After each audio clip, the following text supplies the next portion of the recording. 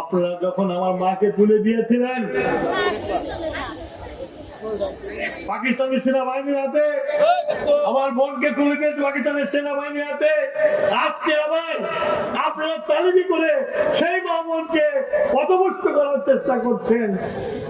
আমি আমার মা বোনদেরকে হুঁশিয়ার করে দিতে চাই, এদের ফাঁদে পা দিবেন না।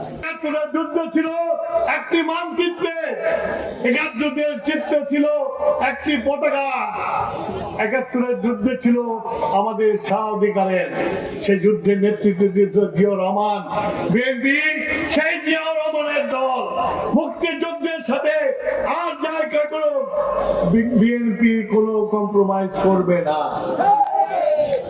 একটি দল মুক্তিযুদ্ধকে কলঙ্কিত করেছে, মুক্তিযুদ্ধের মালিকানা দাবি করে, তার অর্থ এই নয় যে তারা নষ্ট হয়েছে, মুক্তিযুদ্ধ নষ্ট হয়ে গেছে। মুক্তিযুদ্ধ লাখো শহীদের রক্তের বিনিময়ে হয়েছে, মুক্তিযুদ্ধ লাখো ইজ্জতের বিনিময়ে হয়েছে। আপনারা যখন আমার মাকে তুলে দিয়েছিলেন পাকিস্তানি সেনাবাহিনীর হাতে, আমার বোনকে তুলে দিয়েছে পাকিস্তানের সেনাবাহিনীর হাতে, আজকে আবার আপনারা তালিমি করে সেই মা বোনকে পথভ্রষ্ট করার চেষ্টা করছেন। আমি আমার মা বোনদেরকে হুঁশিয়ার করে দিতে চাই, এদের ফাঁদে পা দিবেন না।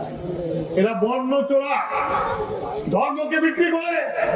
যে ইসলামে বলা আছে, কোরআন শরীফের সূরাতে পরিষ্কার বলা আছে, ধর্ম নিয়ে বাড়াবাড়ি করো না, ধর্মকে নিজের স্বার্থে ব্যবহার করো না, তাতে অন্যায় হবে। তোমরা সেই ধর্মকে বিক্রি করছো আর বলছো আমরা যদি বলি, আমরা যদি বলি আপনারা মুনাফিক, তাহলে ওনাদের গায়ে লাগে।